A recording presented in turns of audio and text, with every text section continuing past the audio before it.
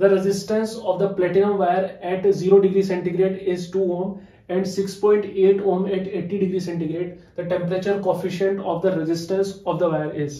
Actually में क्या होता है, जो भी कंडक्टर्स होते हैं, मेटल्स होते हैं, उनका जो रेजिस्टेंस होता है वो टेम्परेचर पर डिपेंड करता है, और कुछ इस तरीके से डिपेंड करता है कि उनका जो रेजिस्टेंस है टेम्परेचर के प्रोपोर्शन होता है, मतलब टेम्परेचर बढ़ेगा तो रेजिस्टेंस बढ़ेगा। अलग अलग मेटल में ये वैल्यू अलग अलग होती है for the same temperature changes, और ये वैल्यू अलग अलग आना बताती है कि हर मेटल का टेम्परेचर कोफिशिएंट ऑफ रेजिस्टेंस अलग अलग है।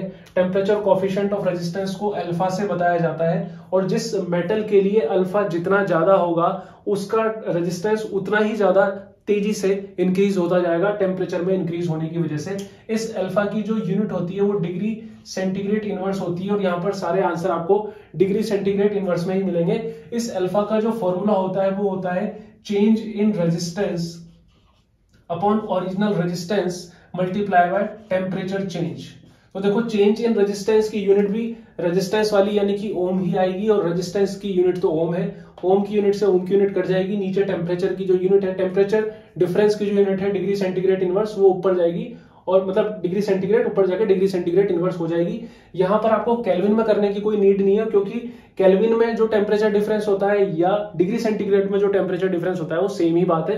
मतलब टेम्परेचर डिफरेंस जो आ रहा है यहाँ पर 80 डिग्री माइनस 0 डिग्री, तो टेम्परेचर डिफरेंस जो है वो आ रहा है यहाँ पर 80, तो उसको मैं 80 डिग्री सेंटीग्रेड बोलूं या 80 केल्विन का टेम्परेचर डिफरेंस बोलूं, कोई फर्क नहीं पड़ता, और इसकी यूनिट डिग्री सेंटीग्रेड इनवर्स ली जाती है, तो मैं इसको काउंट कर रहा हूं। ठीक है, रेजिस्टेंस में चेंज कितना हुआ, 6.8 माइनस 2.8, ये आ गया 4.8। ओरिजिनल रेजिस्टेंस कितना था जो 0 डिग्री पे था, वो 2 ओम था, और टेम्परेचर चेंज कितना है 80। ओके, यहां पर मैंने इसको ऐसे 0 हटा दी, और यहां बन गया 100।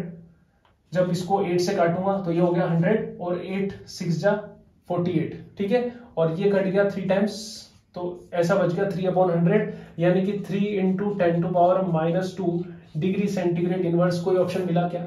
यस।